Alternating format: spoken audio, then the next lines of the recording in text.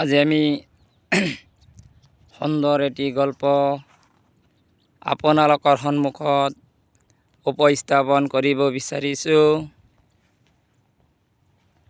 মানুহে কেনেকৈ অসম্ভৱক সম্ভৱ কৰি তুলিব পাৰে, এই ঘটনাটোৰ ওপৰত ভিত্তি কৰি আজি আমি এটি অতীতকালৰ ঘটনা বৰ্ণনা কৰিব বিচাৰিছোঁ। এখন আমাৰ গাঁওখনৰ নাম কাছাৰীপেটি। কাছাৰীপেটি গাঁওখন প্ৰায় জনশূন্য অৱস্থাত পৰিণত হৈছে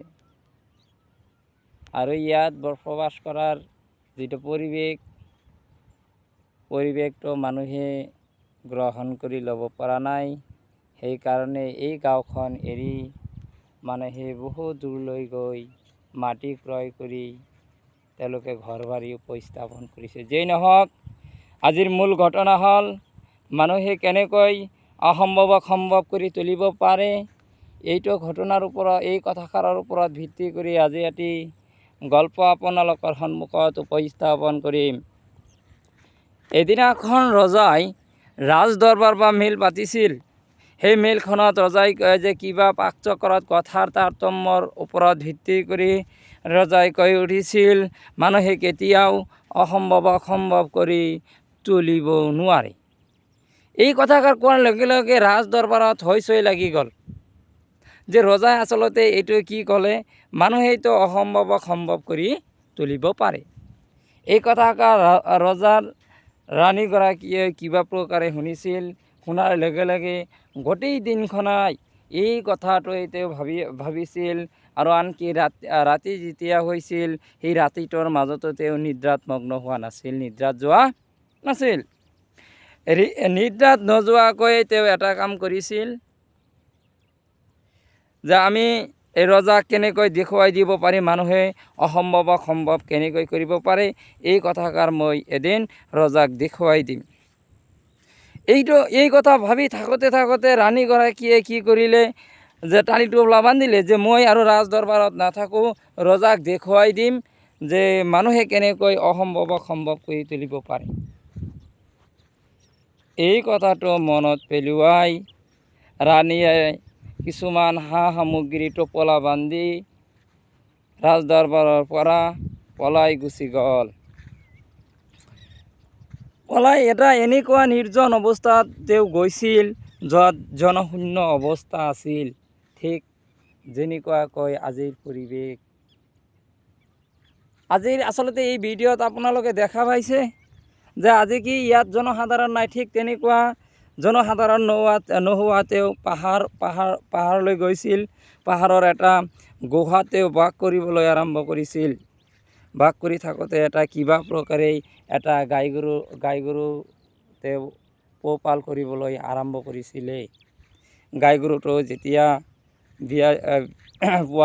পোৱালি হৈছিল গাই গৰুটোৰ পৰা, সেই পোৱালিটোক তেওঁ লালন পালন কৰিবলৈ আৰম্ভ কৰিছিল আৰু তেওঁ সকলো সময়তেই সেই পোৱালিটোক কোলাত উঠাই ৰাখিছিল। তেতিয়া ৰাণীগৰাকীয়ে ভাবিছিল, মই কেনেকৈ অসম্ভৱক সম্ভৱ কৰি দেখুৱাই দিব পাৰোঁ ৰজাক।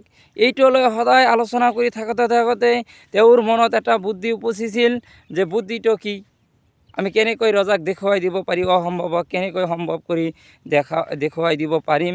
এই কথাষাৰ ভাবি থাকোঁতে হঠাৎ কৰি তেওঁৰ মনলৈ আহিল যে মই ডাঙৰ গৰু এটা কি কৰিম, মাটিৰ পৰা পাহাৰৰ ওপৰত লৈ যাম। কেনেকৈ লৈ যাম, যে মোৰ ওচৰত যে এই যে গৰুৰ পোৱালি আছে, এই গৰুৰ পোৱালিটো কি কৰিম, আজিৰ পৰাই আমি ষ্টাৰ্ট কৰিম। গৰু পোৱালিটো যেতিয়া গৰু এটা পোৱালি জন্ম লয়, তেতিয়া সেই গৰুৰ পোৱালিটোৰ ওজন থাকে 5 পৰা 6 কিলোগ্ৰাম মান থাকে। সেই 5 পৰা 6 কিলোগ্ৰাম বস্তু আচলতে কি মানুহে মাটিৰ পৰা পৰ্বতৰ ওপৰত বা শীৰ্ষস্থানলৈ লৈ যাব পাৰে। যে তেওঁ কি কৰিলে, সেই দিনাৰ পৰাই কি কৰিলে, সেই গৰুৰ পোৱালিটো 5-6 কিলোগ্ৰামৰ গৰুৰ পোৱালিটো সেই পৰ্বতৰ যে শিখৰত লৈ গ'ল, যে কোলাত উঠাই একেবাৰে দ্ৰুত বেগত লৈ গ'ল। এনেকৈ লৈ যোৱাৰ অৱস্থাত আৰু আনপিনে ৰজাই যে ৰাণী নথকাৰ কাৰণে, ৰাণী ঘৰৰ পৰা বাহিৰত অহাৰ কাৰণে ৰজাই আন এটা এই স্ত্ৰীক বা মহিলাৰ লগত বিবাহ পাশত আবদ্ধ হৈ তেওঁ সেইপিনে সংসাৰ কৰিবলৈ আৰম্ভ কৰিছিলে। এতেকে ৰাণীয়ে কি কৰি আছে, যে ৰাণীয়ে কি কৰি আছিল, যে সেই গৰুৰ পোৱালিটো প্ৰত্যেক দিনাই ৰাতিপুৱা কি কৰিছিল, গৰুৰ পোৱালিটো কলাত লৈ সেই পৰ্বতৰ শিখৰত উঠিছিল। এনেকুৱাকৈ তেওঁ 3 বছৰ অতিক্ৰম কৰাৰ পিছত ৰজাই আচলতে আগৰ যুগৰ ৰজাসকলে আচলতে চিকাৰ কৰিবৰ কাৰণে হাবি বা বন জংঘললৈ গুচি গৈছিল। 3 বছৰ অতিক্ৰম কৰাৰ পিছত এদিন ৰজাই কি কৰিলে, সেই ভ্ৰমণ কৰিবৰ কাৰণে সেই ৰাণী থকা অৰণ্যটোলৈ গুচি গ'ল। ৰজাই কিন্তু জনা নাছিল যে ইয়াত আমাৰ আগৰ ৰাণীগৰাকীয়ে বাস কৰে। ৰজাই সেই অৰণ্যটোত যোৱাৰ পিছত চাইছিল, লক্ষ্য কৰিছিল এজন মহিলাই ডাঙৰ এটা 3 বছৰীয়া গৰু এটা কি কৰি আছে, ওপৰত লৈ গৈ আছে, কোলাত উঠাই ওপৰ পাহাৰৰ ওপৰলৈ গৈ আছে। ৰজাই তেতিয়া ভাবিছিল মানুহৰ কাৰণে এইটো সম্ভৱ হয়নি। ৰজাই ভাবিছিল মোক যদি সেই গৰুৰ পোৱালিটো দাঙিবলৈ দিয়ে তেনেহ'লে মই কিন্তু গৰুৰ পোৱালিটো দাঙিবই নোৱাৰিম।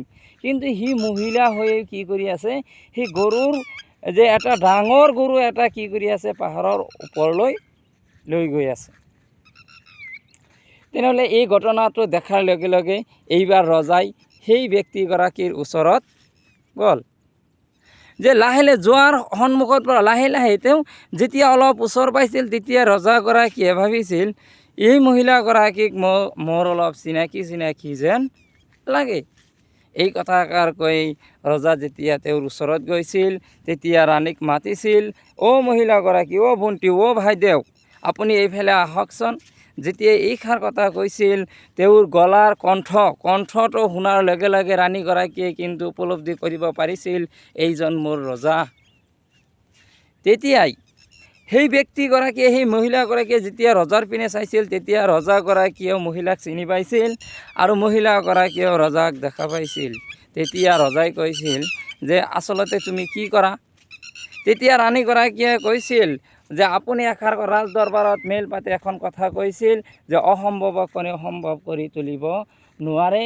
এইখন প্ৰমাণ দিয়াৰ কাৰণে মই বহুত কষ্ট কৰি আছোঁ আৰু চেষ্টা কৰি আছোঁ, যাৰ বিনিময়ত আজি মই ডাঙৰ এটা গৰুক পাহাৰৰ শিখৰত লৈ যাব পাৰোঁ। যে আপুনি এই গৰুটো দাঙিব পাৰেনে? তেতিয়া ৰজা কি কৰিলে, গৰুটোৰ ওচৰত গ'ল। ৰজাই কিন্তু সেই গৰুৰ পোৱালিটো বা সেই গৰুটোক দাঙিব পৰাই নাছিল।